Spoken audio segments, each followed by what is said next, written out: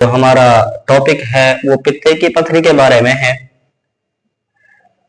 کہ پتے کی پتھری ایک ایسا ہمارے جسم کا ایک ایسا حصہ ہے جو ہماری غذا کو تحلیل اور ہضم کرنے میں ہماری مدد کرتا ہے.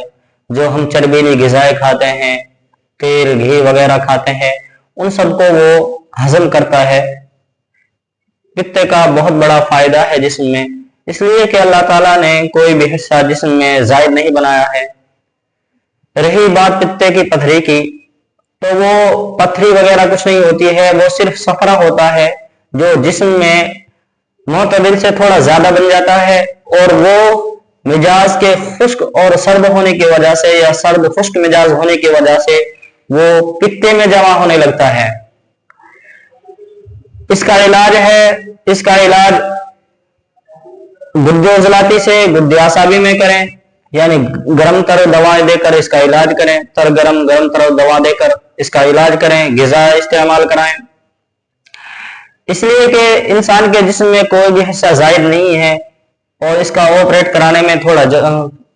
کرانے میں جلدی نہ کریں. جیسا کہ ہمارے فرنگی بھائی ہیں، فرنگی ڈاکٹر ہیں، وہ کہتے ہیں کہ پتے کی پتھری کا آپریٹ کے علاوہ کوئی آپشن نہیں ہے. ایسا نہیں ہے، جو پتے کی پتھری ہے وہ بھی تحلیل ہو جاتی ہے. اس لیے کہ کوئی بھی جمی ہوئی چیز وہ جمتی تو ہے سردی خشکی کی وجہ سے یا خشکی سردی کی وجہ سے. جیسے آپ پانی کو دیکھ لو، اگر پانی کو ہم فریج میں رکھ دیتے ہیں تو پانی ٹھنڈ کی وجہ سے جم جاتا ہے. اگر اسی پانی کو ہم گرمی یعنی دھوپ میں لے آئیں یا تپش اس میں پیدا کر دی جائے تو وہی پانی پگھل کر پھر وہ اپنی اصلی حالت مائع سیال کی صورت میں آ جاتا ہے. ایسا ہی پتے کی پتھری کو سمجھ لیں کہ جب اس میں مزاج خشک سرد سے سرد خشک رہتا ہے تو پتا یعنی جو صفرا ہوتا ہے پتے میں جمع ہو جاتا ہے. اگر اس کا علاج کیا جائے گرم غذا دواؤں سے تو وہ پانی کے طرح سیال ہو کر جسم کے فضلات کے جو بدن کے فضلات ہیں ان کے ذریعے خارج ہو جاتا ہے، یا تو بول کے ذریعے یا پاخانے کے ذریعے. ان دونوں چیزوں میں سے کسی نہ کسی کے ذریعے وہ خارج ہو جاتا ہے. اس لیے آپ حضرات سے مؤدبانہ درخواست ہے کہ کبھی بھی پتے کا آپریٹ کرانے میں جلدی نہ کریں.